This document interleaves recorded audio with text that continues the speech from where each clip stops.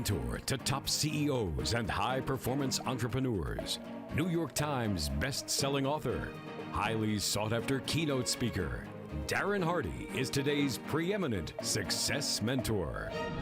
If they deem you leader, that's a privilege. The impact that you can make, the difference that you can create is incredible. Darren Hardy has been a central business leader in the personal growth and success industry now for more than 20 years. He's led 3 success television networks, producing over 1,000 TV shows, featuring most every influential thought leader of our times. And for 8 years, Darren led the rebirth of Success magazine as its publisher.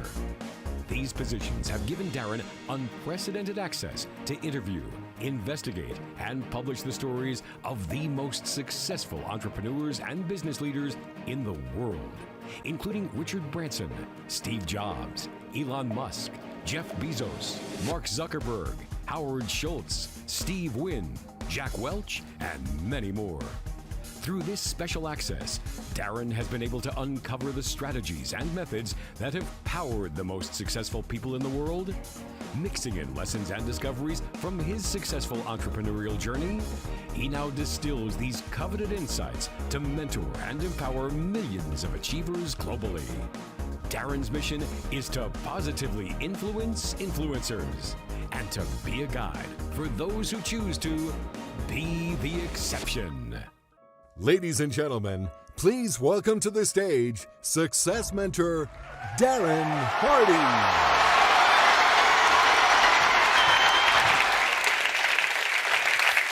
Thank you. Good afternoon, or should I say howdy, y'all? Howdy, y'all. Pleasure to be with you. And so today I'm here to try to help you be more successful. So the first question I need to ask you is why aren't you more successful now? Now, I know a lot of you are doing really well. I had a chance to speak with Brian and get an update of what's happening inside this organization. Last week, I spent the whole week with Tony, and he told me about all the fantastic success that's happening here. But if we were to be honest with each other to start, each of you individually could be doing a whole lot more, right? You could do a lot more, right? You could probably do a lot more, right? I mean, your current results are truly only a fraction of what you're capable for. What you really could do, what you're gifted to do, the talents and capabilities that you've been bestowed versus your current results are really just a fraction thus far. So what is it that's holding you back? And I've asked that question all over the world to countless achievers, and a common answer that I get back, I think, is actually a myth. So the first thing I'd like to do is to sort of clear out the myth of what most people think is the reason why they're not more successful than they are right now. So first off, how many of you had a very nice, normal, and happy childhood? How many here? Wow, most of you.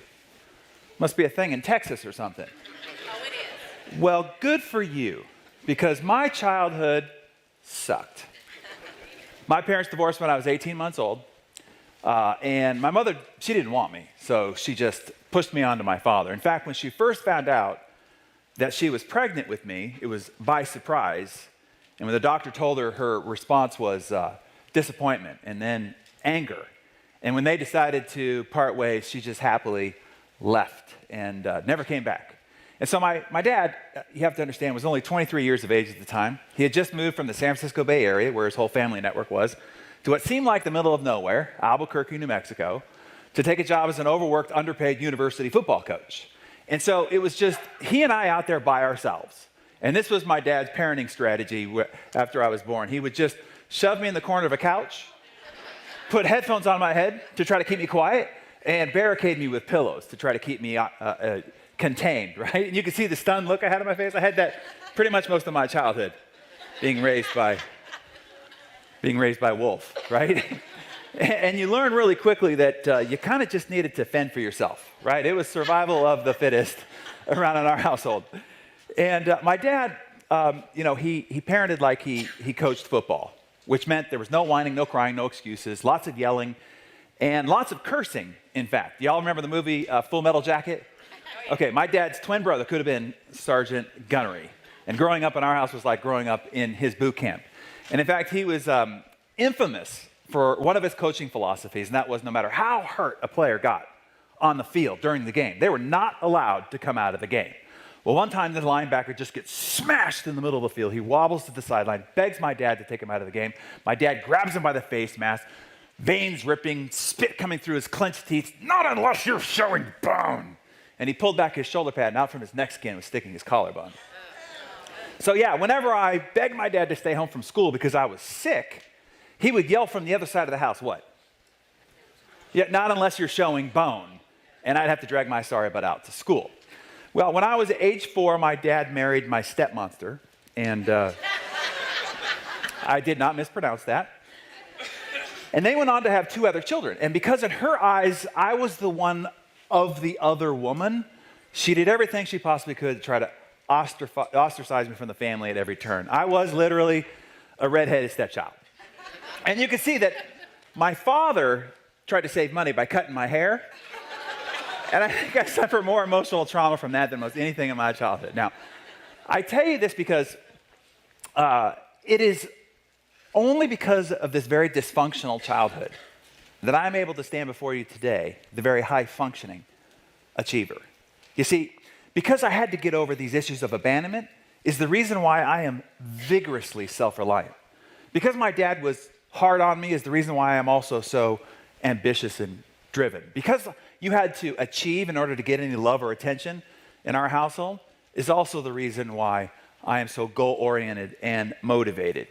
You see, a lot of people look at their past wounds in childhood and issues of failures in the past as wounds that they need to heal from, when in fact, they're actual muscles that you've developed that allow you to go and do extraordinary things. You see, your adversities are in fact your advantages. You know how you develop a muscle, right? You put it under incredible stress and strain, over and over, stress and strain, and you're actually tearing the muscle fiber while you do that. In the moment, you're breaking it down to a point of failure. That's what it's called, creating muscle failure. And then in rest and recovery, it grows back bigger than it was before, so the next time you can lift heavier weights than you had before. Same thing when it comes to adversities, difficulties of the past. Those were the opportunities to have created the stress that in the rest and recovery, the growth, you now can go and do the extraordinary things that ordinary people can't do. So my first message for you here is, I hope your childhood did suck, or that something in the past along the way has sucked to the point that you have developed this muscle growth that will allow you to now go out and do the extraordinary things. See, my mentor, Jim Rohn, said a lot of people look at their past as like a billy club that they keep just beating themselves over the head with and using as cause for why they're not more successful than they are right now. Or instead, you should look at it as the training ground that allows you to have the muscle development that will now empower you to go out and do extraordinary things. So I'm here to try to ignite the principles of the compound effect in your life right now so that you could jumpstart your income, jumpstart your results, and change the trajectory of your life thus far. When I sat down to write the compound effect back a while, it was not to write an international best-selling book. We had just taken over Success Magazine, and it was my job to find out what is it that's holding people back from being more successful? What is it that's derailing people on an ongoing basis? And the more I looked around at our current culture and society and the influences that are constantly affecting the living rooms and lives of families and would-be achievers, the more mad and angry and upset I became. Because we are constantly bombarded with ever-increasingly sensational claims to get rich, get fit, get younger, get sexier, all overnight, with very little effort, for only 3 easy payments of $39.95. And these marketing gimmickry messages are constantly misleading us, taking us for fools, bamboozling us. And people who have an earnest interest of what is it that they need to do to become better, to do more, to provide more for their family, are constantly being distracted and derailed. And so what I wanted to do was to clear the clutter, demystify the truth, and bring us back to the basics, the fundamentals of what it really takes to succeed. Because the reality is this: there is no silver bullet, there's no magic pill, and for God's sakes, there's no friggin' secret, right? It's been like buried by some covert society for 2,000 years that has only been unearthed recently by some Australian, and now all of a sudden, as a result of this newfound wisdom, you could just sit on your couch and imagine checks coming into your mailbox. As my dad would say, are you shitting me? Right? You do that, and they will come and take your couch. And you off to a safe place where you can't harm yourself or others, right? No, there is no secret. The reality comes down to this. Success is earned by, and you know what? This may be a hidden secret for the last 20, 30, 40 years since we've lived in such opulence and such abundance. Maybe we have forgotten this truism. But success is only earned by these three words. This is the true secret to success if you want to take a note. Hard frickin' work. There's no other way around it. It is only through a gauntlet of all day, hard, grinding work that you find yourself on the other side of success. The truth about the process, okay, of earning success is this. It's mundane. What you all do day in and day out, if we watched you work in your cubes or in your offices or overheard your conversations, it's freaking mundane, right? The process of earning success is unexciting. If we filmed your doing your work, it would not become some riveting new reality TV show that would have blockbuster viewership, right? It's not very exciting. The process of earning success is unsexy, no matter how they try to portray it on an infomercial. It's laborious, oftentimes frustrating as all get out, and then it can be heart-stomping, gut-kickingly defeating.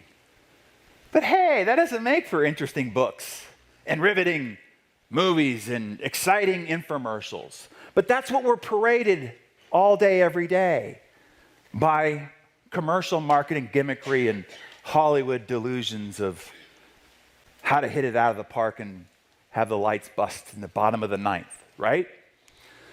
So the first key message here about the process that we go through for success is stop looking for the quick fix to success, happiness, wealth, fame, and so forth. Because we want to. Our human nature is always looking for the path of least resistance. We're always looking for the shortcut, right? We're always looking for the cliff notes. But the reality is there is none, no matter what the banner ad on the internet says and tries to allure you to believe. Success is earned one day at a time, day by day, right? It is one step at a time. Every step you take as you pull your head up off the pillow each morning and start walking through your day, you are walking towards success or you are walking towards failure. It is one decision at a time. You see, throughout the day, we're making hundreds of little decisions. It's like you wake up with a new marble slab every day, and each decision is a chisel mark. And at the end of the day, you either end up with a magnificent David or you end up with a pile of rubble. It is one phone call at a time. You know the phone call that you need to make, that you should make, but you're afraid to make, you're scared to make, you're procrastinating to make? Every one of those phone calls will define success or failure. And it is one meeting at a time. You know the meeting you don't want to go to? Maybe this meeting you didn't want to go to, and you waffle. Do I go, do I not go? I got these things to do, I got the kids, I got this game, I got all these things. Do I go or do I not go? This could have been a success-altering meeting, as each of them are along the way. And then ultimately, you can never own success. See, even these fantastically successful people here in the middle who are heralded all the time as so successful, here's the great warning for all of you. You can never own it. You don't ever arrive. You can't own success. You can only rent it. And the rent is due every single day, right? Now, how many of you have ever been to a seminar, maybe something like this, or you read a book or got a CD program, and on the back of it said, transformational results in 90 days or less. And then so you went or you listened or you read, and at the end of 90 days, you did not experience transformational results. Anybody ever have that experience? Other than me? Anybody else? No? Right? Well, why is that? What happened? Was it the seminar didn't work, the book didn't work, the CD didn't work? Here's the reality. It's not what you know that matters in life. It's not what you know that will determine your success. See, there's an American myth. Knowledge is not power. It's the potential of power, but it is not in and of itself power. So it's not what you know that determines your success. It's only what you do with what you know. You see, there are a lot of broke experts in our society. They're all over AM radio. You turn on Fox and Friends and CNN and MSNBC, and they're all over the television, right? People who know a lot of stuff, but if you look at their lives, not so much, right? 44% of doctors who spend 12, 15, 16 years in school and then are prescribing that bad eating and lack of exercise will kill you, 44% of them are obesely overweight. Or as Morpheus says, there's a difference between knowing the path and walking the path. So as we go through this process here today, and I lay out for you what are the fundamentals in which all success is built on top of.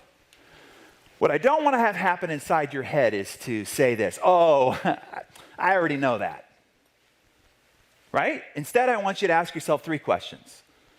Because you might know it. I might take something you've already heard before, you already know, but it's in the back of your head. And I bring it to the front of your head so that you can start doing what it is that you know. So instead of asking, oh, do I know that? Ask yourself, am I doing that? That's question number 1. And the question number 2 is, have I mastered that? Because you might even be doing it, but maybe there's something here, some little turn of the dial, some little iteration that allows you to really release its potential. And then the third most important question is, would my results prove that I've mastered those principles of success?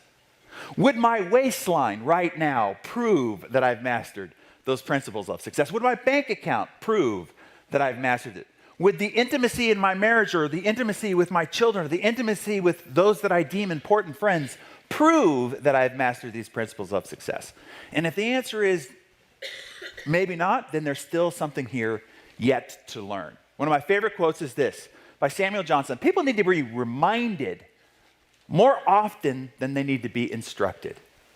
And that's what we're here to do, is to take maybe some things that you put it back into the forefront, clear the clutter, demystify the truth, just lay out in simple stepping stone framework exactly what to do to release the potential you already have inside, but have not realized just yet. I'm going to lay out what I call the operating system underneath which all success is built on top of. Okay, it's kind of like this. You could take the world's greatest software. It's been designed by the most intelligent engineers, and it's world class. But you can install that software on a computer that has a faulty operating system, and what happens? It's buggy, it crashes, it doesn't work, right? Well, the user can make the mistake of going, oh, well, that damn software doesn't work. No, it was just installed on a faulty operating system, right? So you put it on a world-class operating system, now it releases its potential. That's the same problem when you went to that seminar and you read that book or you listened to that CD and you're like, oh, that didn't work. No, it was just installed on a crappy operating system, meaning you. So if we can rewire your operating system to get it up to world-class standards, then we can install the leadership software, the sales software, the communication software, the parenting software, the marriage software, and maybe now for the first time, it actually could operate to its full potential. So that's what we're here to do, is we're here to rewire your underlying operating system. My goal is to show you a system that will enable you to achieve goals that when you walked in here just a few moments ago, you were too afraid to set for yourself. Goals that are equal to your true potential, but you're still too afraid to set for yourself. Now, why would you be too afraid to set the kind of goals that you're really capable of? I think it's because you can't see a way in which to achieve them, so it just seems fantastical. It just seems silly, a little ridiculous, right? But if you can see an actual process where all you have to do is connect the dots in between, I think you'll be empowered to set the kind of goals that are equal to your true potential. And then my ultimate outcome is 6, 12, 18 months from now, I want the person you become to look back at the person sitting in your chair right now, and those two people be unrecognizable to each other. The person you become be unrecognizable to your spouse, unrecognizable to your kids, unrecognizable, most importantly, to your banker, based on the quantifiable results that are generated once you leave this room here today, okay? That's what we're after. So this is a working session. I'm not the only one up here working. I suggest that you take notes. I doubt you'll be able to get this all down. And so what I'm going to do for you here is I'm going to give you a copy of all these slides. I want to just show you how invested I am in you actually producing those results 6, 12, 18 months from now. I'm going to give you a copy of all these slides, and I'm going to give you a recorded version of this whole talk. if you promise me to do one thing, not post it publicly. It is only for you. You showed up, you're here, you can listen to it over and over again, just don't post it publicly, okay? This is for your references. And then I have an extra gift that I want to give you as well, and I'll tell you about that here in just a second. So here's the operating system we're going to rewire, because between where you are right now and whatever goal you've got, and it doesn't matter what your goal is. You want to buy a new car, you want to move to a new home, you want to donate more to the charity that you care about, you want to financially retire your parents so they don't have to worry about money for the rest of their lives, whatever it is over there, and here you are. And code line by code line, we're going to rewire your operating system, so all you have to do is connect the dots. So let's start at the very root cause of all your outcomes. If I were to ask you, what's the root control factor to all the results in your life? There's only one thing that determines all your outcomes. What is that? You see, we all come in here exactly the same, right? Everybody. We come in naked, scared, and ignorant. Now, some people come in a little uglier. I admit, you saw my baby photo. Ugly, right? Now, past that, it's all the same. Naked, scared, and ignorant. And there's only one thing that you do after that that determines all your results. Only one thing will determine whether you end up living here or whether you end up living here. There's only one thing that will determine whether you end up driving this or whether you end up driving this. One factor will determine whether at the end of a long life you end up divorced, broke, and despondent, or you end up in a marriage of incredible intimacy, of 50 plus years and great abundance. There's only one thing that will determine whether you get to send your children and grandchildren to the greatest universities in the world, ones that you could never have gone to yourself, or they can't go, even if they qualified to go, because you can't afford to send them. There's only one thing will determine whether you get to donate to your charity to your greatest heart's content, travel the world in 5-star luxury wherever you go. As Curly from City Slicker said, it all comes down to one thing. What's the one thing? Well, holy crap, it's a good thing I came here today. If your whole life's coming down to one thing and you're asked, what is it? And you're like, It all comes down to choices. You see, right now, here's what's fascinating. Right now, as you sit there in your chair, your whole life, since you came in naked, scared, and ignorant, is nothing but the accumulated compound effect of the choices you've made up to this moment. Do you realize that? Right now, your waistline is nothing but the accumulated compound effect of the choices you've made up to this moment. That's the same thing with your bank account. That's the same thing with the intimacy in all your relationships. It's nothing but the compound effect of all the choices you've made up to this moment. So if we're going to change the trajectory of your life from this moment forward, we got to go to the root cause. And the root cause is choices. So now you might be, and that's the first line of code we need to rewire in the operating system. But now you might be asking yourself, well, which choices, right? Because we're faced with hundreds of choices all day throughout the day. And this is where a lot of people get it wrong, because they think it's the big choices, right? Who they marry, where do they go to school, and all the rest of that. And they overlook the thing that actually causes and creates that trajectory change in their life. How many people here have ever been bit by an elephant? Nobody? Right, well, how about a mosquito? Anybody been bit by a mosquito? Do you realize this is the number one threat to our animal species? The mosquito. See, nature provides clues. It's the little things that will bite you and could kill you. Same thing when it comes to choices. It's the little choices in life that will bite you and could kill your potential and your ability to succeed. There's 7 billion some odd people on the planet now, and as publisher of Success, I was only able to pick 12 people to appear on the cover of Success. 12 out of 7 billion, that's pretty rarefied air. So the question I was always asked is, okay, well, what did these people do that the other 7 billion people not do? And what I want to do is I want to clear up what people thought it was, because everybody had their hypothesis of why those people ended up on the cover of Success versus everybody else. Here is what success is not a result of. It is not a result of heroic feats. Anybody you ever saw on the cover of Success, they didn't do anything heroic. Their whole trajectory getting to that cover. It is not a result of grand acts of bravery. There's another American myth. Just leap and grow wings on the way down. They put those people in rubber rooms, man. No, that's not the way it works. No grand act of bravery necessary. And it is not quantum leaps. That's like this overnight success story. I know it looks like it was overnight. You didn't see the 20, 30 years of grinding, painful effort that went before that. No. There's no quantum leaps of what caused and created their ability to get there. Let me give you the answer, though. This is the answer everybody was looking for and asking the question. Success is a result of this. Small, seemingly insignificant, moment-to-moment choices. You see, that's not very sexy.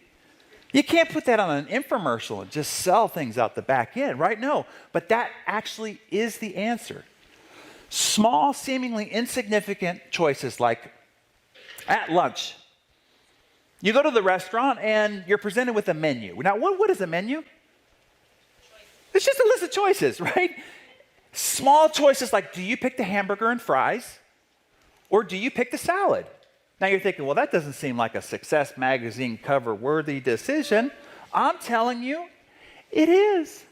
Small, seemingly insignificant choices like, at the end of a long, hard day, you're tired, you're exhausted, you just want to go home and watch your favorite sitcom. Do you go to the gym or do you rush home and watch American Idol? Other people living out their dreams, right? Small, seemingly insignificant choices like in the heat of an argument to say, I've had it, I don't want to talk about this anymore, and you leave the room? Or do you spin on your heel and say, I'm sorry? Small, seemingly insignificant choices like in a networking event. Do you walk across the room and introduce yourself to that person you've always wanted to meet, but you've been too scared to do so? Or do you hunker down in fear one more time? At the end of a day, do you push yourself to make 2 or 3 more calls, or do you just call it a day? You see, these small, seemingly insignificant moment-to-moment choices add up to big, huge, gargantuan differences in results. Now, this is hard for a lot of people to get their head around. Let me give you an analogy here. If I gave you a choice of a single penny, a penny that you could find on the street that doubles every day for 31 days, or $1 million in cash right now, how many people would pick the $1 million in cash? Okay? Tough crowd. All right. Let me sweeten the offer here. Penny doubles every day for 31 days, or $2 million in net present value cash right now. How many people pick the $2 million in cash? Got a few more takers? Okay, last offer. You know this math's going to turn on you at some point, right? Penny doubles every day for 31 days, or $3 million in cash right now. How many people pick the $3 million in cash? Okay, well, let's just say that you're like, hey, I think there's something about the small thing going big. I'm just going to stick with the penny no matter what. And let's just say you pick the penny, okay? But your neighbor picked the $3 million in cash. Let's just see how this works out. This is really important note for the mortgage people in the room to take too, by the way, okay? All right? So here's how this works out. By day 5, that penny is worth a lousy 16 cents. You got 16 pennies in your hand, and yet you can hear next door your neighbor has got the thump of the bass because they're partying like a rock star over there, right? By day 10, your lousy penny is worth $5.12. You can't even go to McDonald's and buy a Happy Meal. Yet they're on the yacht with Robin Leach having champagne wishes and caviar dreams, right? By day 20, your penny is worth a paltry $5,242, and they got their $3 million. By day 31, though, that penny is worth $10,737,000 against their paltry $3 million in cash. You see, this is why Einstein called compound interest the 8th wonder of the world. And compound choices works exactly the same, which is the reason why I call compound choices the 8th wonder of the success world. You see, the math between day 1 and day 2 is exactly the same math between day 30 and day 31. You see, the choice between day 1 and day 2 is exactly the same choice on day 30 and day 31, but the compounded accumulated effect of those choices creates a massive difference in results. To make this more practical for you, let's just take 3 friends. They all graduated from the same university. They moved out to the burbs. They got the house backed up off the street, white picket fence, 2.2 children, right, driving the Volvo, whatever, making $50,000 a year. Now, we've got Scott, who was out on the airport. Somebody left an old copy of The Compound Effect in the front seat of a plane, and he starts to read. He's like, might try some of this stuff here, right? So here's what Scott's going to do. When he gets up in the morning, instead of reading the newspaper and seeing all the wars, gossip, and the latest crazy thing Trump said, he's going to read 10 pages of a good book, right? Just something positive, something instructional, something inspiring that day. Instead of listening to the drive time radio as he commutes into work and listening to all more about the wars, gossip, and things that are happening in the world, he's going to put in an instructional CD, just something empowering, something instructional. He's going to cut 125 calories out of his diet. That's half a candy bar or a small bowl of cereal. No major rash diet. He's going to drink 2 bottles of water. He's going to park at the back of the parking lot and walk in 2 extra 1,000 steps a day. He's going to make a few more calls before calling a day. And he's finally going to make that dang date night with his wife a priority, okay? That's all he's going to do. If this was your whole New Year's resolution plan, like if this is all you had to do to accomplish all your goals, how many people think that you could do Scott's plan? Yeah, right, it's easy, no big deal. Larry's just going to keep being Larry, as Larry has always been. He's our control group. Brad's just going to slip on the other side. Start doing some seemingly small, innocuous, insignificant, poor choices. Here's all Brad's going to do. He's going to munch on a little junk food at the office. You know the chocolate-covered peanut M&Ms at the end of the reception desk? He's just going to take a small handful each day. No big deal, right? He's going to miss a couple of workouts because he's busy, the kids, PTA meeting. He's going to move around a little less because he's sitting at his desk in front of the computer most of the day. He's going to drink Diet Coke instead of water, God forbid. And he's going to skip a prospecting call or two, and he's going to give the cold shoulder to the spouse once or twice throughout the week. Okay, nothing crazy. We're not going to bring in Jerry Springer to film this domestic situation. Just a cold shoulder a couple times throughout the week. Now let's see how this works out over time. 5 months down the line, absolutely zero difference in results between these 3 friends. 10 months down the line, no mathematical change or difference between these 3 friends. And you can see Scott starting to get frustrated. He's like, oh my God, I'm reading this book every morning. I'm listening to these CDs. I'm doing this dang date night with my wife every Friday. And look at my buddies. They're just screwing off, and we have exactly the same results. You can see how people get faked out. But let's just say he keeps on keeping on. 20 months down the line, 20 months, 2 years he's been at this discipline. And the differences are subtle, right? Brad can kind of feel it in the belt. He's got to pull it back just one buttonhole. No big deal, right? At the office, tension is set in. If you go out with he and his wife for dinner, you can't really, you can tell there's some tension under the surface, but you can't really tell above the surface there, right? Just slight. It's not for 27 months later that the difference between these 3 friends are dramatic. Here's how it adds up. Scott, 27 months later, reading 10 pages of a book a day, 5 days a week, has read 47 books on success and achievement. Do you realize that the average college graduate only reads 3 books the rest of their life on average? He read 47 on success and achievement. Listen to 465 hours of success and achievement programming. Do you think it's going to change his attitude, his mindset, his philosophy, and thus his behavior, and thus results, right? The 125 calories that he cut out, he lost 33.5 pounds. When I was with Dr. Oz, he said, we could end American obesity today if everybody just cut 125 calories off their base diet. That's it. He drank 3,700 gallons of water. He took 2,000 steps a day, which meant that he walked 900 miles that he wouldn't have, meaning he lost another 30 pounds. The 124 date nights with his wife, I had photos. It got risque, right? Let's just say. X's and O's up there, right? Victory.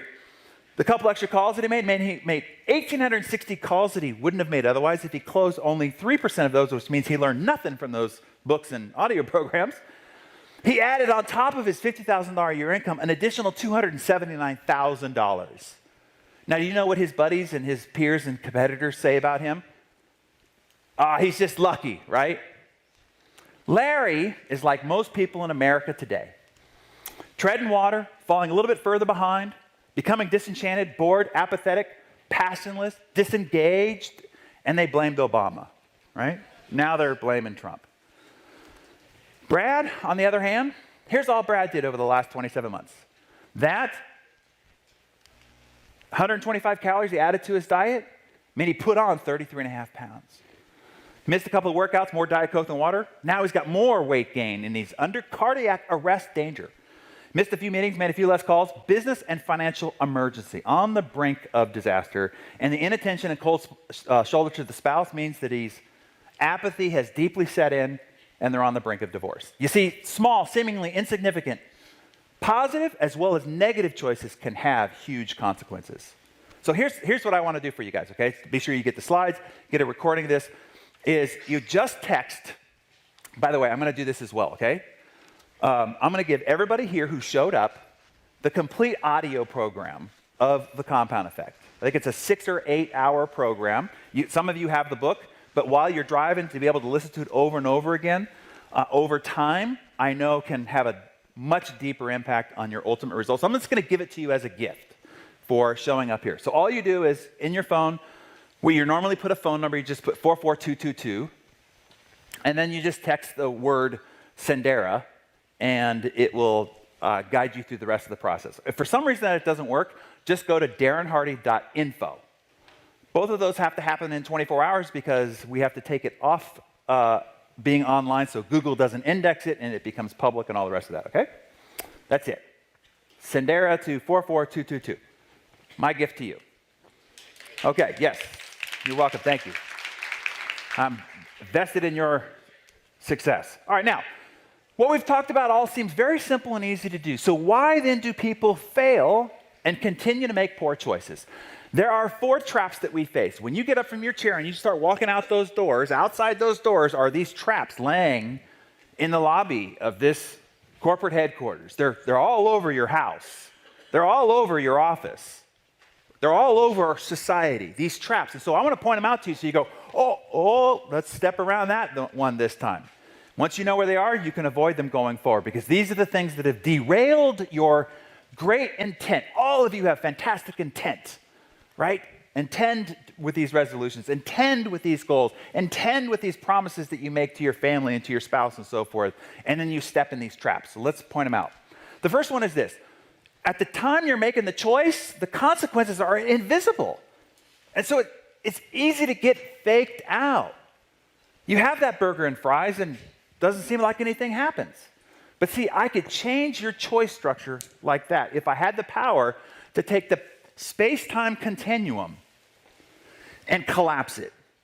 If I could show you this choice you're making right now, stretch that over 10, 15 years, and collapse that time, I promise you'd make a different choice. For instance, let's just say you did pick the hamburger and fries, and upon the first bite, your gut explodes, your heart explodes in your chest, and you fall to the ground in a heart attack.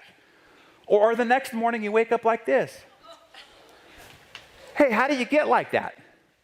One bite at a time, right? It's not that complicated. Or take a look at this, right? This gal's out with her friends. She doesn't smoke, but they're having a good time, and they're like, here, try one, and she tries it, and after she puts it in, she's like, wow, I actually kind of feel better now. Maybe it's the first time she's breathed deeply in a long time or something. But what if the next morning she woke up like this? Right, she probably wouldn't take another puff, right?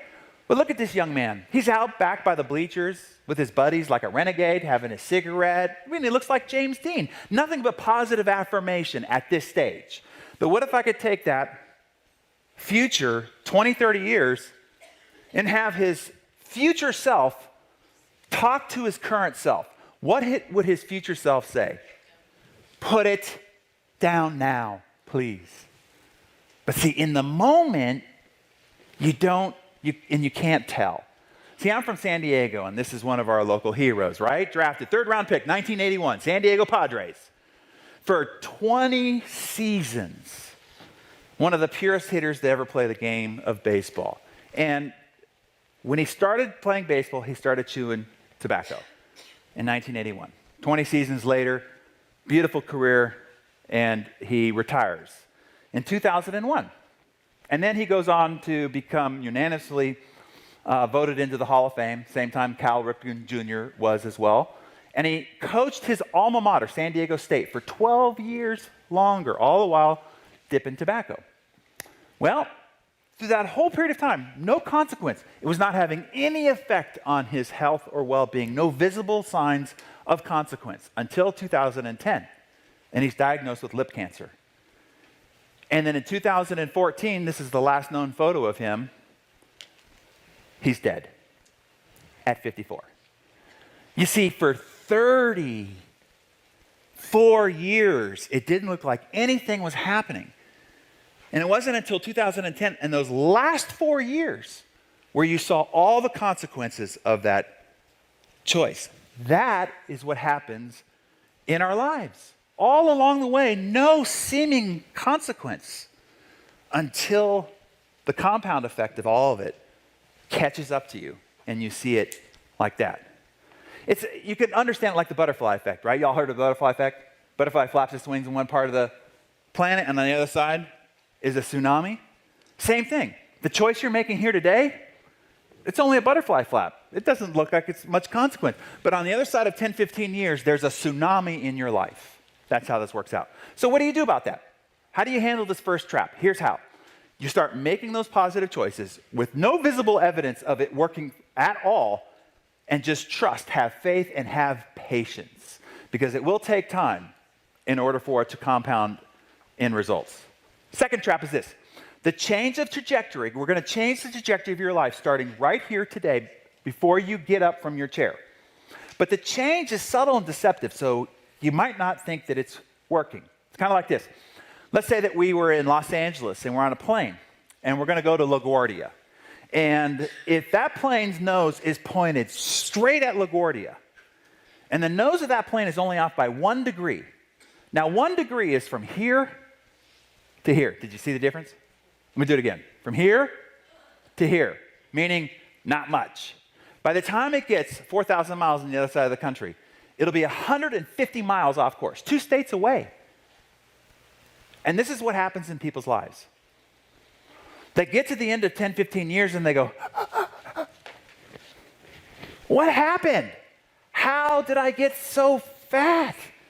How did I end up divorced? This person who I said was my soulmate at the altar. How did I end up estranged to these people I said meant so much to me? How did I end up in this financial situation? Here's the deal. You might not have done anything significantly wrong. You might have only been 1 degree off. And that 1 degree carried over 10, 15, 20 years, and it'll take you 150 miles off your intended course. So what do you do about it? Same thing a plane does. In the nose of a plane is a gyroscope or a compass.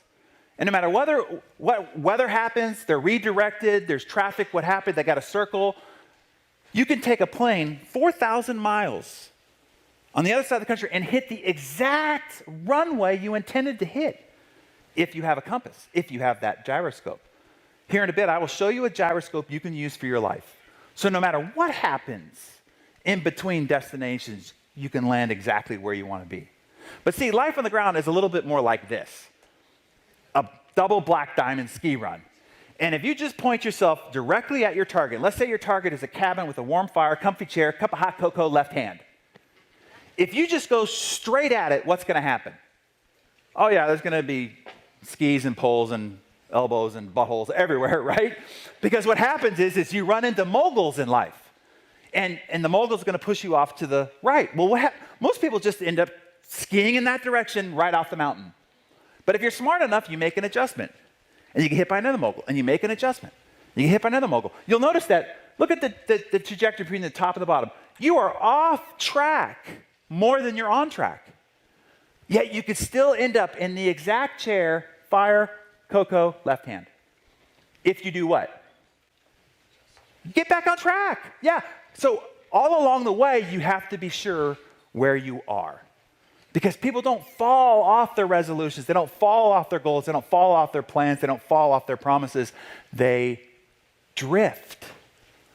And as a result of drifting, they end up 150 miles off course. Third trap is this, immediate gratification. And this one's a big one today. We so want to pleasure ourselves at every freaking turn. We're such an immediate gratification society. We want what we want, when we want it, and we want it now. Right? So let's say you're given a choice. After a fine meal, Grandma walks out with her fresh baked, hot, warm chocolate cake. Or you could have a glass of water. Now, what happens if you choose the chocolate cake? What happens? It's joy. It's oral orgasm. That's what happens. It's pleasure. Everything, all the reward of all of your senses in that moment is ignited. That's what happens. Now, what happens if you choose the glass of water? What happens? What do you get? Nothing. That's what you get. Bupkis. Right there is the greatest challenge of your success life. If you make the poor choice, you are rewarded. Instant pleasure. If you make the good choice, you get nothing. And that's the greatest challenge you're faced with. And you see, we come by this desire to pleasure ourselves very early in life. How often can we constantly pleasure ourselves? And you see, we are walking through a gauntlet all day of solicitations on that weakest part of our human existence, the desire for immediate gratification. And your ability to say no and to keep making those positive choices is extremely difficult, unquestionably. So let me give you a couple of mental tools in which to help you with this. Here's one. Understand that you're faced with a great paradox, right? And it's this. What gives you short-term pleasure? That chocolate cake. Leaving the room in the heat of an argument. Going home and watching a sitcom instead of going to the gym. Short-term pleasure creates long-term pain. On the flip side of that, what creates short-term pain, going to the gym, saying you're sorry, picking up the phone, introducing yourself to a stranger, creates long-term pleasure. Now, to put it in the way of our mentor, my friend here, Mr. Kyle Wilson, our friend Jim Rohn, he said, look, in life, you will suffer one of two pains. Now, we haven't even completed his very wise sentence here. It's not even done yet. And already you got one of life's greatest pieces of wisdom, which is what? In life, you will suffer. Yeah, man, this is life. Stop trying to avoid suffering. That's the biggest problem. Stop trying to avoid suffering. The bad news is, if you are born to this planet, you will suffer. That's the bad news. You want the good news? The good news is you get to pick your suffering. As Jim said, either the pain of discipline or the pain of regret. And as he said, look, the pain of discipline weighs ounces. Making a phone call, going to a meeting, saying you're sorry, drinking water, walking around the block. See, that weighs ounces. But the pain of regret, that weighs tons. The pain of divorce, the pain of financial disaster, the pain of estrangement from your family and friends, that weighs tons. So always know that you're making a choice no matter the circumstance. And it's either the choice of the pain of discipline or the choice of the pain of regret. Fourth is this. Everything I'm telling you about is easy to do. And that is the trap, because it's all easy to do. You're all sitting here waiting for like this mystical, magical secret, this fantastical new scientific breakthrough that is going to give you the easy button in life. Everything I've just said to you here is easy. But because it's so easy to neglect. You see, we neglect to do the easy things. And that's why we don't get the things that we want in life. You see, it's easy to eat an apple a day for your good health. It's easy to walk around the block each day for your good health. It's easy to say you're sorry and make a moment of magic. It's easy to pick up the phone and make phone calls. It's easy to write thank you letters. It's easy to drink 10 glasses of water a day. But what's easy to do is also easy not to do. And that's where we trip up. And it becomes one of the great traps. I have an important question for this intelligent audience. What do successful people and unsuccessful people have in common? What do they have in common? They both hate to do what it takes to be successful. Successful people just do it anyway. You see, I think that unsuccessful people think that, successful people just like to prospect. They just like to work out. They just like to eat vegetables. No. That's not the way it is, I promise you. I was going to the gym a few months back, and you go up to the front desk person, and you swipe your little doohickey, and I'm walking away, and she says, hey, have fun. And I turned around and I said, what? She says, have fun. I said, fun? You think I come here for fun? I freaking hate this place. I hate every minute that I'm in this place. As soon as I walk through the front door, the only thing I can think about is getting out of this place. And she says, well, then why do you come? I said, I come here for discipline and results, not for fun. You see, you don't have to like it. Muhammad Ali, one of the great quotes that I love, he said, I hated every early morning workout I ever had, but I loved being world champion. So you don't have to like it. You don't have to turn down the chocolate cake and like it. You can not like it, but you still got to do it anyway. I'll tell you about the day that changed my life. It was the day that I was going to see this guy here in the front row, 1994, December day, Harvey Hotel here in Texas. And it was the day that that's another one. Remember that for later. This is even before that. The first time I ever went to a seminar. So I'm only 18 years of age at the time. And the guy in the front of the room is having a discussion about relationships. And he's asking the audience, what is the shared percentage between two people necessary in taking responsibility to make the relationship work? So I thought, certainly I had all the answers, being so wise in marriage, love, and romance. So I stood up and said, 50-50. Each person's got to be willing to do their part of the deal and make the deal work. The look on his face made it obvious that was not the right answer. Somebody else stood up and said, 51-49. And somebody's got to be willing to do a little bit more to keep the thing going, and his look proceeded. Somebody else stood up and said, 80-20, and sort of gave some sort of an algorithm about how that worked out. Obviously an engineer, right? And so, tired of asking the audience, so he went to the whiteboard, which you can tell how long ago that was, and simply wrote the numbers 100-0. Until you're willing to take 100% responsibility to make the relationship work, with zero expectation of getting anything in return, will you in fact finally make it work? He says, because if you give with the anticipation of getting, you'll send the relationship into a tailspin, one that almost certainly always ends in disaster. And then he went on to explain how we are 100% responsible for our lives in every moment, in every circumstance, no matter what. It has nothing to do with the economy.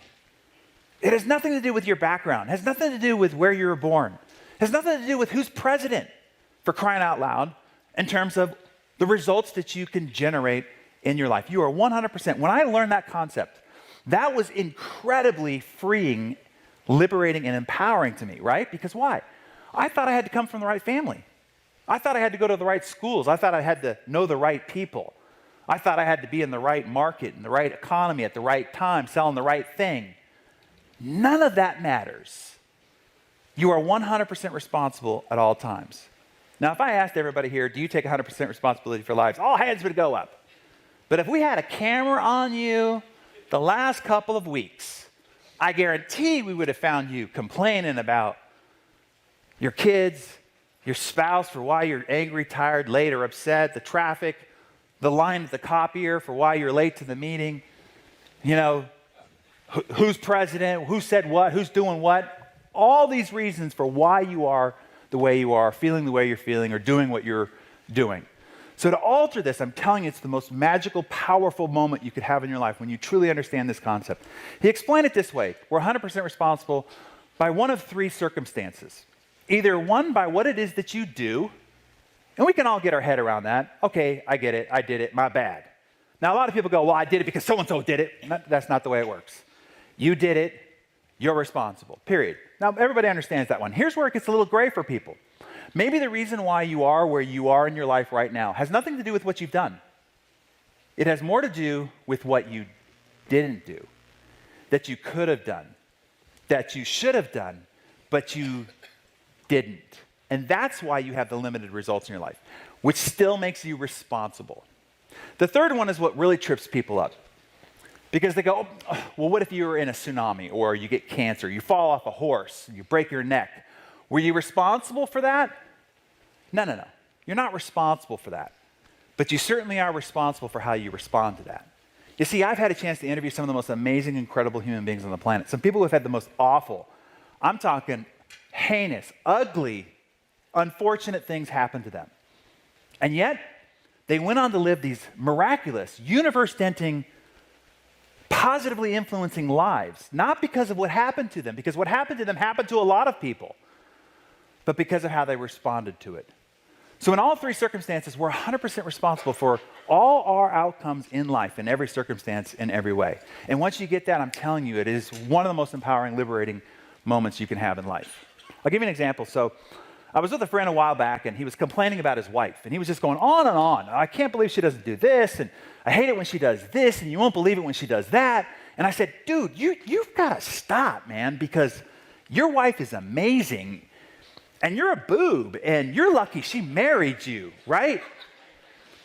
And I said, let me tell you something that I do. So I'm a big Thanksgiving fan. I love Thanksgiving. Everybody does Christmas done up and Christmas cards. I do Thanksgiving cards. So one year I'm doing Thanksgiving cards and writing all the people that matter to me. And I only had one Thanksgiving card left to do.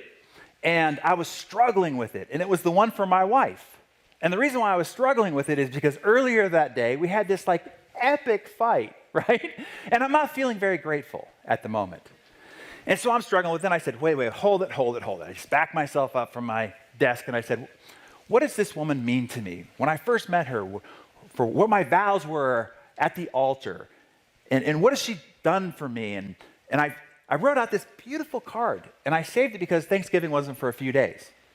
But the rest of the day, we had this amazing day. And I remember that night thinking, what if I could do that every day? So when Thanksgiving came, I took an empty journal, and privately and secretly, each night at the end of the day, I would just write down one thing that I was most thankful for about my wife that day. Whether it was just the scrumptious meal that she prepared, or listening to her giving loving encouragement to a friend on the phone, or the way she took great care of our dogs, or even just walking into the kitchen and the way the light struck her and the way I felt about her in that slight micro moment. I just wrote that once each day. For an entire year, I filled up the journal cover to cover. And the next Thanksgiving, instead of a card, I gave her the journal with a bow on it. And she opened it and started to read it and cried and said it was the best gift she's ever gotten, which was saying something because her birthday's 4 months earlier, and I gave her a BMW. Which means what? I could have saved some money on that deal, right? So I told my friend, I said, just try that, okay? Just do it privately and secretly. Just write down one thing you're thankful for about your wife. I said, just do it for 30 days. Just see how it works out. Well, it wasn't but like a week and a half, 2 weeks into it. He calls me on the phone. He's like, dude, you're not going to believe how much she's changed. I told you he was a boob, right? Here's how this works out. When you change how you look at a situation, the situation changes. Because instead of him looking for the things that she was doing wrong, he was looking for the things she was doing right. And because he saw them and appreciated them, and then wrote them down, which means he had to actually acknowledge them, now he was focused on what she was doing right, saw them, and it expanded. He said, we've had the most amazing conversations that we've never had at any time in our relationship. We've never been closer, we've never been more intimate than we've been these last 2 weeks. And see, the only person that changed was him. See, you are the lightning rod of change in every exchange you have. Every relationship you have, you are the lightning rod of change. You walk into a conversation, you are the lightning rod of change. You walk into a room, you are the lightning rod of change, which means you're responsible 100% for what you contribute to it and how you respond to it. Now, what follows choices? If once we've got the choice structure in line, what has to follow choices? Yeah, you can't sit on the couch and go, I'm just making a different choice, right? You got to get up off the couch and go out the front door and do something. So behavior has to follow choices. Behavior is the next line of code in the operating system. Now, there are a few surefire ways to change your behavior. The challenge with behavior is this. 95% of all of our behavior is unconscious. We are sleepwalking through most of our choices. I'm telling you to change your choices, and what I'm telling you is 95% of your choices you're not even choosing. They're happening automatically. It's kind of like this. Remember when you first learned to drive a car? And you're being told, okay, put your hands at 10 and 2, and be sure that you check your left mirror and your right mirror, and when you do that, make sure that you use the turn indicator to the right or to the left, and the rear view mirror, and then this leg's got to do this, and this leg's got to do this hand's got to do this, and you got to do all this simultaneously while you're avoiding oncoming traffic, and your 15-year-old brain goes, I'll never learn to drive, in tears and so forth, right? Remember that? Some of you, it was a long-ass time ago, but do you remember that? Okay. today, how about today? Today, you could be on the highway going 80 miles an hour. Have you ever had the experience where you look up and you're like, oh my God, I'm like 2 exits past where I was supposed to get off? Which means what? For the last 3 miles, you've been going 80 miles down the road completely brain dead. Because you don't have to think about driving. It's an automated process now. You might not realize it, but you get up from your couch, go to the refrigerator, sort through your refrigerator, grab something, go back to the couch, shove it into your pie hole, and you have not made one conscious choice about that behavior the entire way. It's become an automated process. Our brain is constantly looking for ways to automate the process so that we could pay attention to the novelty in our environment. It's a survival mechanism. So 95% of all your choices are completely unconscious to this point. So the first thing we have to do if we want to change your choices, to change your behavior, is we've got to give you an awareness about that behavior, those that are necessary to change.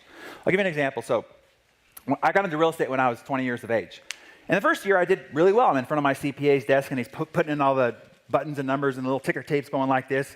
And he's having a good old time for like 40 minutes, having a good old time. And then he finally gets to the end, he says, congratulations, son, you owe over $100,000 in taxes. And I went, what? I don't have $100,000 just lying around. He's like, why? Obviously, based on your earnings, you earned several times that. Of course, you set aside the money to pay your taxes. And I said, by the look on my face, it would make it evident I did not. And that's when he did me a great favor. He pushed himself back from his desk, he stood up, and he pointed his finger at me, and he said, son, stop it. I've seen this 1,000 times. You continue on this path, and you will dig your financial grave with your wallet. Stop it. And then he put his finger on the most powerful personal development tool I've ever seen. Now, I've been the centerpiece of the personal development industry for 25 years. I've seen every tool, resource there is. I had to curate the industry of this. I'm telling you, this is the most powerful personal development tool. He put his finger on a 50-cent notepad, and he slid it across the desk. And he said, I want you to write down every single penny that comes out of your pocket for the next 30 days. He said, I don't care if it's a pack of gum at the convenience store, you buy a round of drinks for your buddies, you buy a $2,000 new suit, you put 50 cents of air in your tires, I want you to put it on that notepad. And I said, yes, sir. And I did. And it wasn't but a week, 2 weeks into it when I realized, oh my God, how money had just been pouring out of my pockets. Even though I'm swiping the card and pulling out the cash, I had no idea how money had just been falling out of my pockets.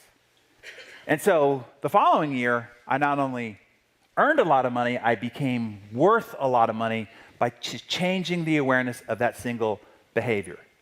So awareness is the first key. Now, the second day that changed my life, when I went to go meet this man and end up finding this guy as a personal mentor. Walked into a seminar, sat at the back of the room, waiting for him to finish.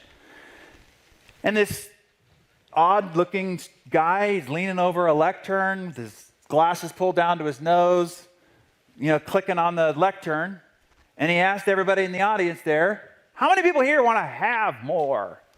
And I thought, yeah, no kidding, pal. Why do you think I'm here, right? I want to have more money, a better body, better business. Of course I want to have more. And I'm thinking, what do I have to do now? Because I'm already working 14, 16 hours a day. I pull out my little notepad. I'm thinking, okay, what now? What do I have to do now? And it's what he said next, this little twist of logic that changed the course of my life from that point forward.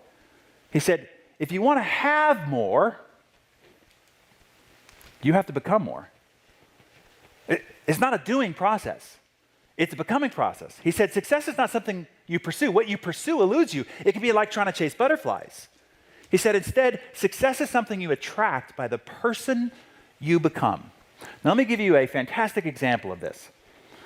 I'm 29 years of age. I'm living in Dallas at the time. Long, rainy weekend. So I just curl myself up with an empty journal, and I'm thinking, now I am ready to be married. I want to find my dream girl, right? So I write down everything that I want in my dream girl. I mean, down to her taste in music and in food and in art and interior design and the places she wanted to visit, and down to the color of her skin, the texture of her hair, the color of her eyes, her heritage, the whole bit. 40 pages I filled up, right? And then I start to read it, and I'm thinking, yeah, this is it. This is the dream girl. I'm thinking, what do I got to do to get this girl, right? And that's when I heard Jim Rohn's voice in my head. What you pursue will elude you. Success is not a doing or a pursuing process. It's a becoming process.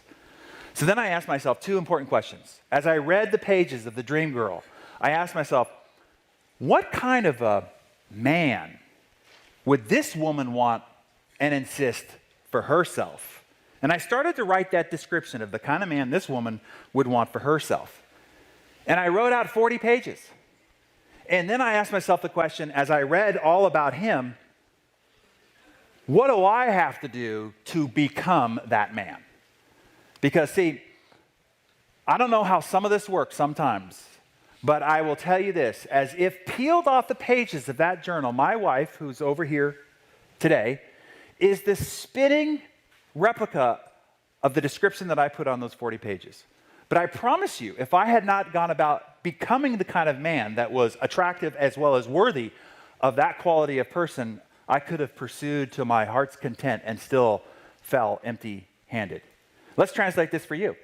Ask yourself, what kind of a client do you want to do business with? It's really important that you know what you're looking for. And you write out all their attributes in the way that they respond and behave, in the way they communicate, and their attitudes and mindsets and philosophies about how they're going to handle themselves in the transaction. And then ask yourself the question, what kind of a mortgage banker, what kind of a leader, what kind of a professional would they insist to do business with based on their description? And you'll understand that there will be a gap between who you are, how you show up, and maybe what the description of this person is. And like magic, I promise you, you go about that becoming process and they will beat a path to your door. They will find you. They'll find you at the PTA meeting. They'll find you at the grocery store. They'll find you across from the soccer pitch. They'll walk up and go, what do you do? I would love to do business with you. Because birds of a feather flock together. It's a becoming process. So take each goal you've got. This is what changed the trajectory. Instead of writing down all the things you have to do, because you have goals like, okay, what's my plan to achieve those goals? Instead, this is the big switch.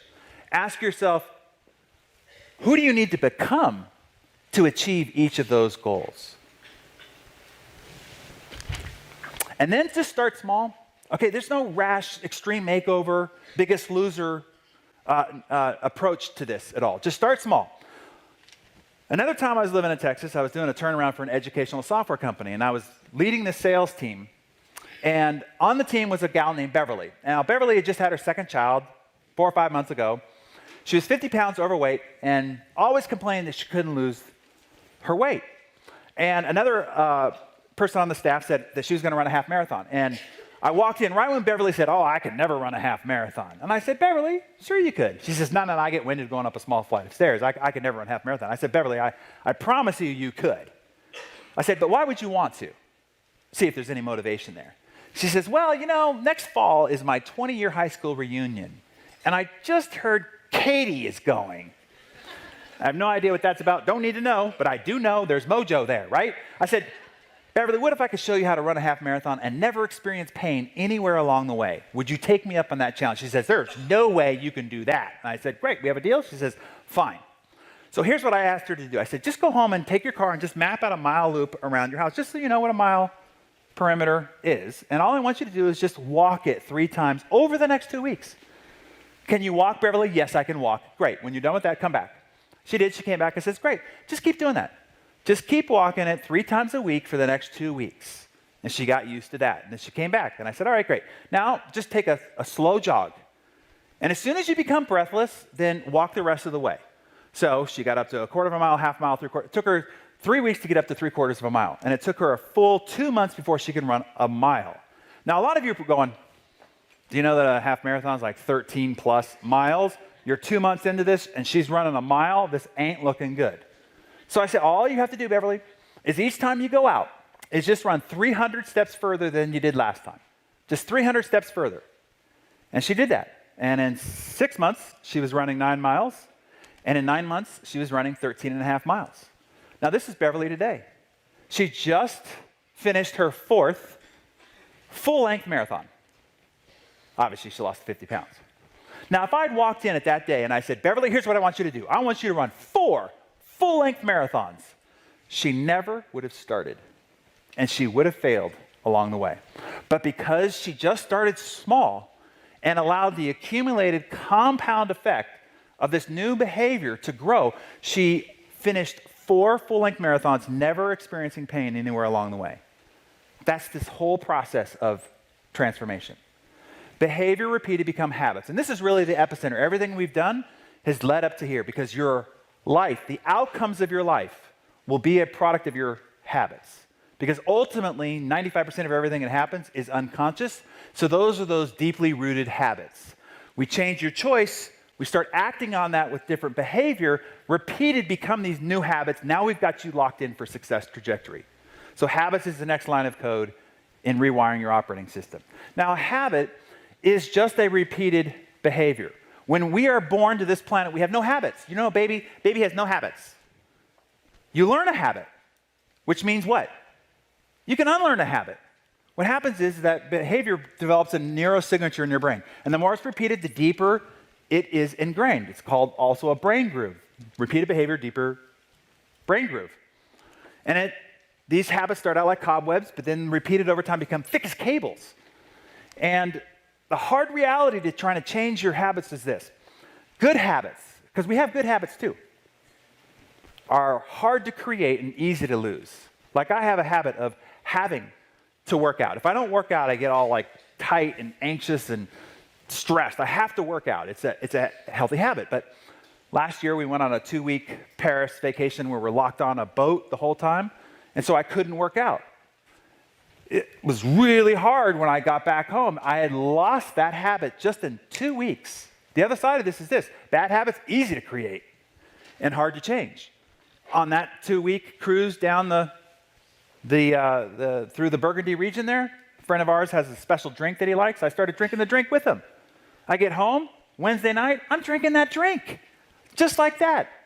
Hard to break, right? This is the twisted little comic thing that the way life is organized. Good habits are hard to create, easy to lose. Bad habits, easy to create, hard to change. And when you try to break a habit, it's as difficult as trying to break substance abuse. Because that's what is going on with substance abuse. It's a habit pattern that is a neurosignature in our brain wiring. So it's like this. If you jump into a river that's running in one direction, you can jump in and be carried down the river with no effort whatsoever, just following the rush of the river. But if you turn around and try to start swim up that river, you could swim with everything you've got, everything, all this effort, and maybe only be making inches of progress. That's what it will be like when you start to about face on your existing habits. It'll take an enormous amount of effort with very little progress. Just a bit of warning. And it takes about 300 repetitions of not doing the previous bad habit and doing the new good habit to weaken the previous neurosignature and build the new neurosignature to build this new habit. And willpower will not work. Do you realize that the diet industry is a $1 trillion industry? It's never been bigger than it is in all of human history than it is right now. And yet we've never been more fat as a species at any time than in human history right now. How could those two things exist simultaneously? Because they all require willpower, and willpower will fail every time, over time. Willpower won't work. So what do? You have to have what's called why power. Why power is this. Let's say I took a 300-foot steel beam and I laid it across the conference room floor here, and I said, hey, if you just walk from that end on top of it to that end, on the other side, I'll give you $20. How many people would do that? It's an easy $20, right? But what if I took that 300-foot steel beam and I put it atop 2 100-story buildings? And now you're in the clouds and the wind is whipping. And I said, hey, if you walk from one side to the other, I'll give you $20. How many people would do it? But what if on the other building is your child, and the building is on fire, and the flames are licking at their neck, and if you don't go across that beam, they will perish and die right before your eyes. How many people would go across that beam now? I had one person in the front row say, I have 2 children. Which child? Which I thought is awful, right? Now, I just want you to notice something here. The first time I asked you, you said, no way, no how. The risk, the danger is too great. I would never do that. The second time I asked you, your hand shot up. And I didn't even offer you $20. The danger, the risk was the same, but the reason why to do it is what was different. When you have a big enough reason why, something that is white hot, urgent, important, you will overcome any difficulty, any danger, any risk. So all your goals, your resolutions, the things that you want in life, until they become a white hot, burning reason why that is important to you, you will not accomplish them. Once they do, you will be unstoppable. So if you want help in crafting your reasons why, In the Living Your Best Year Ever program, it will help you identify that. And then there's 5 ways that you uproot your bad habits. You'll learn about those in the compound effect. So whether you read it or whether you get the audio program, I'll walk you through how to uproot those bad habits from your cerebral matter and how to install the 7 habits that you need to take you in the direction you want to go. So you can refer to that. Let me give you something to walk away with right now, though, okay? I call this the success system underneath which you'll build your success on top of it. The massive transformation formula. It comes down to 3 points. You want to create a massive transformation, a massive change in the trajectory of your life? 3 points, simple as this. Number 1 is this. What are your big 3 goals for 2017? What are the 3 goals that if you accomplish this year would make this year the best year of your life? Now, a lot of you have had some big years, I know. Some incredible things happened in the past. But what would it take to make 2017 the best year of your life yet? So you go, well, okay, if it had to be the best year, so I'd have to take this goal and make it that size. And then if I did this one and that one at the same time, same year, that would be amazing. But if I did this, that, and this in 1 year, unquestionably best year of my life. Those are your big 3. Take the rest of the goals you have and throw them away. They will only cause a drain and a strain on you achieving those big 3.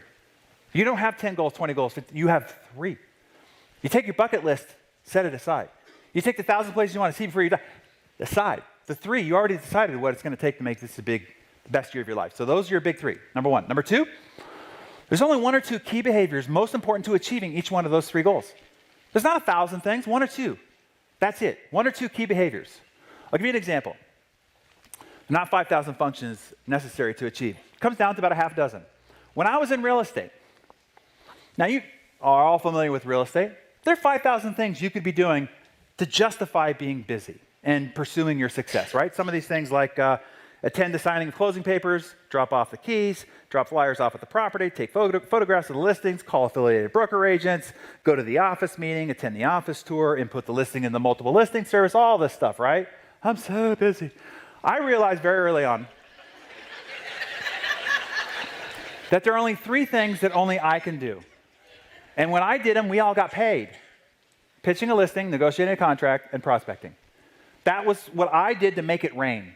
As the rainmaker, this is what I got paid to do. Everything else I could have assistants and team of people execute for me. But these things I had to do. That's why we got paid the big bucks. So I became fanatical about just focusing my time on doing these 3 things, to the point where I wore a stopwatch around my neck all day. At the gas station, at the grocery store, I had a stopwatch around my neck. And I tracked the amount of time I was doing one of these 3 things. So if I was prospecting, knock, knock, knock, door opens, turn it on, talk, talk, talk, talk, door closes, turn it off. Down the driveway, up the driveway, knock, knock, knock, door opens, turn it on, door closes, turn it off. Go back to the office and cold call, ring a ring, answer, on, talk, talk, talk, off, turn it off. So the first day that I did this, I wanted to set the bar extremely high, just so that it would cause pressure for me to have to meet that number every day thereafter. So I put in like a 14, 16 crushing hour day. It's like 11 o'clock at night. I'm finally ready to give myself the big reveal of how much time I logged on that stopwatch the first day. Guess how much time? 4 hours? 3 hours? 2 hours? 19 minutes and 54 seconds. Yeah. Now, if you asked any of my colleagues, was he like talking in the hallway? Was he screwing off? And no, that guy's crazy. He won't even talk to us, right? You go to the water cooler, he won't even look at you, right? But I only did less than 20 minutes of anything that mattered. Here's what I promise you. You figure out what your big 3 are, what your key behaviors are, and you track the amount of time you're actually spending doing one of those 3 things, and you will be shocked how little you're actually working on anything that actually matters. There's only 1 or 2 key behaviors to achieving each one of your big 3 goals. If all you learn from this whole time here is track the amount of time you're actually doing one of those things and then increase that time, I promise you'll crush it. You'll kill it. You'll be unstoppable. The third piece here is to track it, to keep track of those key behaviors, to be sure that you don't drift. So I want to give you that promise of delivering on a gyroscope, a compass. So here's what it is. It's called the Weekly Rhythm Register. And on it, you put your big 3 goals. You don't have to take a photo. I'll give you a copy of this so you have it, okay? Let's say your big 3 goals were increase the sales of 30%, lose 15 pounds, and increase the intimacy in your marriage. Now you figure out what are the key behaviors most important to achieving each one of those 3 goals. Well, let's say for the increasing sales, it's the number of hours that you spend prospecting and the number of sales appointments that you get belly to belly with a qualified candidate. And let's say for losing 15 pounds, it's the number of days that you do an hour of exercise. And let's say one of your constraints is you're not drinking enough water, the number of days you drink 10 glasses of water. Just track it. Let's say to increase the intimacy in your marriage, you discover that his or her love language is expressions of appreciation. So what do? Track it. You'll be surprised once you start tracking how little you have been doing it, even though you thought you had been. And when doing it, exactly how that will change and transform the behavioral response you'll get. And let's say the other thing is magic moments. You know those little magic things that you do for no expected reason? Right? You put a little sticky on the dashboard of their car and says, I can't wait to see this car in the driveway again because that means that's the next time I'm going to get a chance to squeeze your face, right? Or you put a little card in their briefcase that they discover in the middle of the day. Or, you send them those sexy texts, I can't wait till you come home because I'm going to do this, that, and the rest of that, right? Or you come home with flowers for no good reason whatsoever. Those are magic moments, those unexpected things that just put a little magic into the relationship. Okay, that's all. That's all you're going to do. So now, here's all you do to make sure that you're on track. On Sunday, you just decide how many times you're going to do each one of those behaviors. It takes you less than 3 minutes. Okay, I'm going to go on I'm going to do 6 hours of prospecting. I'm going to go on 4 appointments. I'm going to do 5 days of exercise. I'm going to drink water for 6 days. I don't know, 1 for beer. I don't know, whatever. 10 expressions of appreciation and 3 magic moments throughout the week. Okay, that's all you're going to do. It takes you less than 3 minutes. And then at the end of each day, all you do is just go check, check, uh-oh, check, uh-oh. And at the end of the week, add it up. You're either on track or you're off track. Don't beat yourself up. If you're off track, what do? Just get back on track. But it's crucial that you keep awareness to where you are, because without this awareness, what happens? The great human failure is drift. We become unconscious about all the things we are not doing towards the trajectory of our desired destination. This will solve that equation for you. I'll give you a clean copy of that. You can print it out as many times as you like. It's inside the Living Your Best Year Ever program, but you can print it out as many times as you like, use it, and have it help guide you along the way. And the audiobook. So what's the last line of code in the operating system? If we start making new choices, change that behavior, we repeat it, become habits, what's the last line of code in the operating system? It's just time. We just have to give the compound effect time to multiply itself. Now, here's the biggest warning I need to give you. This is the pitfall most people fall into. It's not how fast you start. Right now, you might be going, okay, I'm vibing with this guy. I get it. I'm going to start making some different choices and changing the course of my trajectory starting today. And you're going to be all hopped up excited, like you are at the beginning of the new year, like you are when you set new goals, like you are when you go to a seminar, you read a new book. It's not how fast you start that matters. Everybody starts. I want to tell you, everybody starts. Everybody signs up for a gym membership. Everybody makes a New Year's resolution. Everybody sets a new goal. But it's not how fast you start, it's how long you last. If there's any attribute that I would attribute, any unusual success that I've had, because I promise you, nothing I've ever done was I ever the most talented for, the most skilled in, the most experienced in, nothing.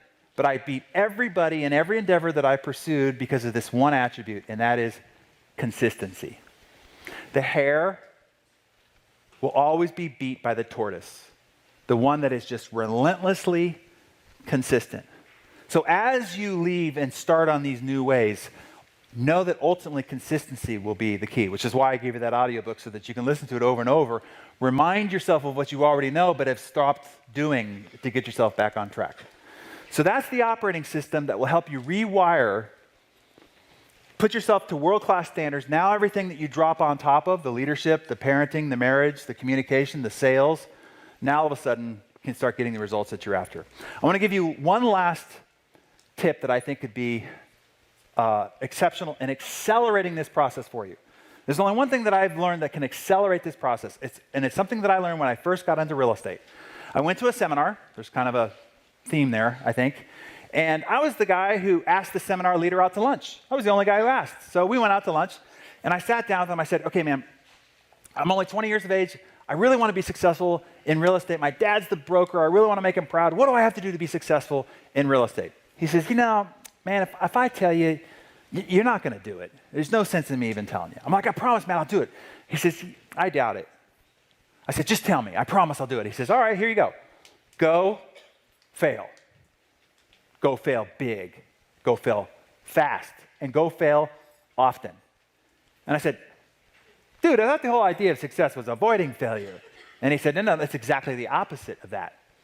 And then he gave me this quote from Thomas Watson, who said, the key to success is massive failure. Now, don't just hear that as some motivational Instagram quip, right? The key to success is massive. Let that marinate on your brain for a second. The key to success is massive failure. And now, based on the look on your face, the same look I had on my face when he first told it to me, let me draw out the analogy that he gave me to make this make sense. He said, look, life is like a pendulum. And on one side of the pendulum is pain, rejection, sadness, and failure. And on the other side of the pendulum is joy, love, happiness, and success.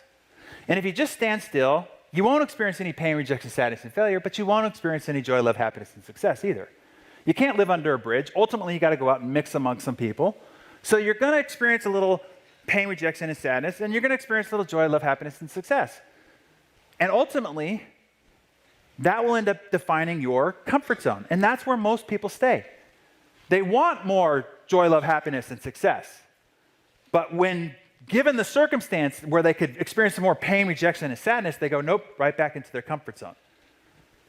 And he said, now look, you can't control the pendulum on the side of success, happiness, and joy. The only side you can control is the side of pain, rejection, sadness, and failure.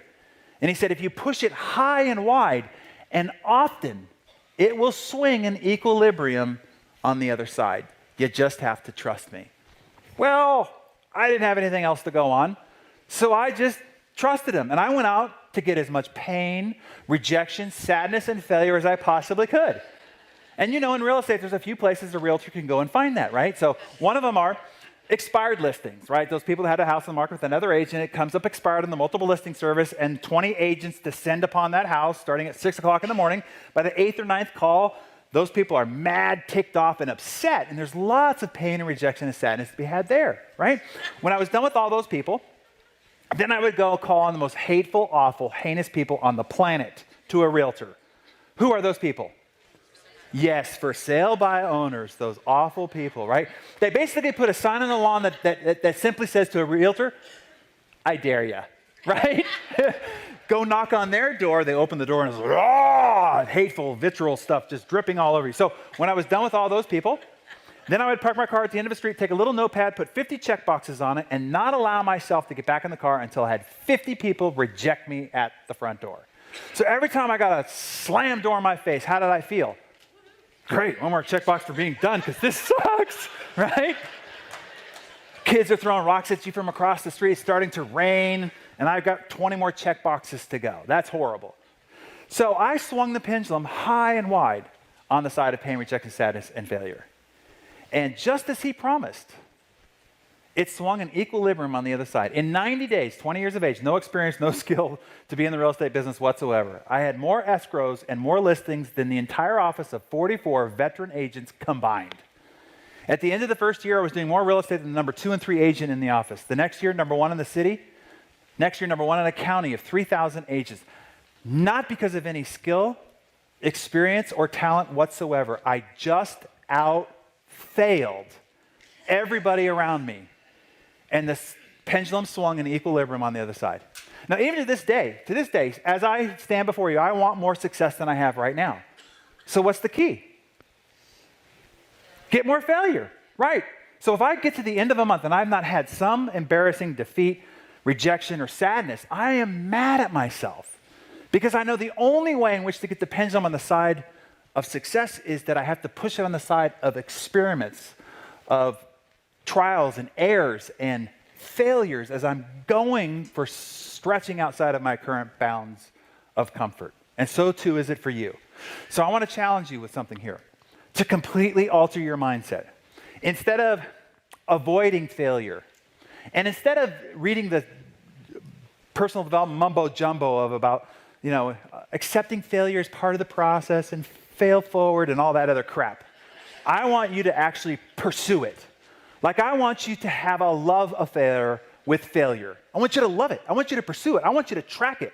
I want your goal to not be the number of successes you have, but for the number of failures that you have. Have a contest on your team. Who can get 100 people to say no first? Let's race. And whoever wins is celebrated. And then you have a booby prize for the person who tells the most awful, gut-wrenching, heart-stomping, embarrassing defeat. And then take that person and put them on your shoulders and celebrate them. Why? Because the only thing holding you back from your true potential, there's only one thing that is keeping what you're truly capable of bottled up. Fear. You're afraid. And when we turn fear into fun, the thing you're trying to avoid into the thing that you're pursuing, I'm telling you, the bottleneck, the dam breaks and your potential is released and you are truly unstoppable. If you can turn fear into fun, into the thing you're trying to avoid, to the thing that you pursue. Because I promise you, as was promised me, the pendulum will swing in equilibrium on the other side. You take the most successful person in this room, put them up here, and they tell you the woes of their failures. I promise you, if we put the most successful people on the stage, you also would be looking at the biggest and greatest failures in the room as well. Because one cannot happen without a gauntlet of the other. As Eleanor Roosevelt said, do something every day that scares you. It's one of the measures that I have. At the end of the day, did I do something today that scared me? Because if I didn't push on the pendulum. The day was wasted. And since I started with my dad, I'll end with my dad, which is, he told me this. The one gift he gave me, he says, look, whatever complaint I had, they're smarter than me, they're better than me, they're faster than me, they're more talented than me. He said, it doesn't matter how talented, how experienced, how privileged, anybody else, you can beat anybody at anything. You can accomplish any goal over time if you just outwork and you outlast everybody around you. And so is true of every one of you in this room. No matter how talented, how experienced, how good looking or not you think you are, you can beat anybody if you outwork them and you outlast them. So before you get up from the chair and I release you back into the world, I want this time, because you've done it before, you've made resolutions, you've made goals before, you've made decisions to change your life before, but I want you to draw a figurative line in the sand. This is it. Never again. Never again will I go back to the person that's sitting in the chair right now. If there's one character attribute that I've recognized in every great superachiever that we put on the cover of Success Magazine, it is this one. This undeniable, unshakable, unwavering sense of resolve. This I will do it or I will die trying sense of resolve. So when I leave you, you're going to be faced with your mountain in life, whatever it is, whatever that goal is, whether it's health-related, financial-related, business-related, family-related, whatever is your mountain in life.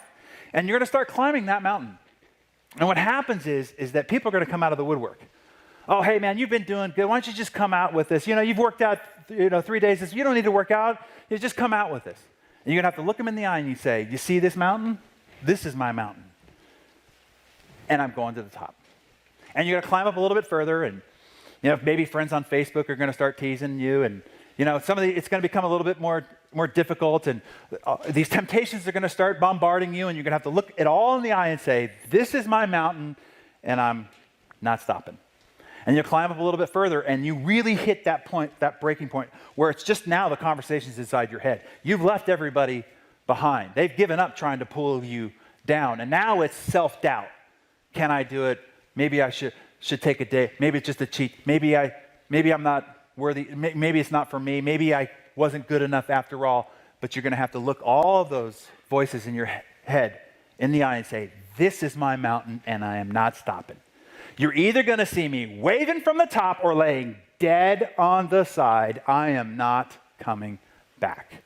And if you have that sense of resolve, now that you know what this operating system is, there is nothing but nothing that absolutely can stop you from achieving everything that you were truly capable of achieving. And the only thing that I ask in return, that 12 to 18 months from now, you come back, this person that will be unrecognizable to the person sitting in your chair right now, and you just tell me the results of your fantastic journey to who you become. And with that, I thank you so much for the opportunity to be with you and to share in this beautiful day with all of you. Thank you guys very much. Appreciate it. Thank you. Thank you. Thank you, guys. Appreciate it. Thank you. Thank you.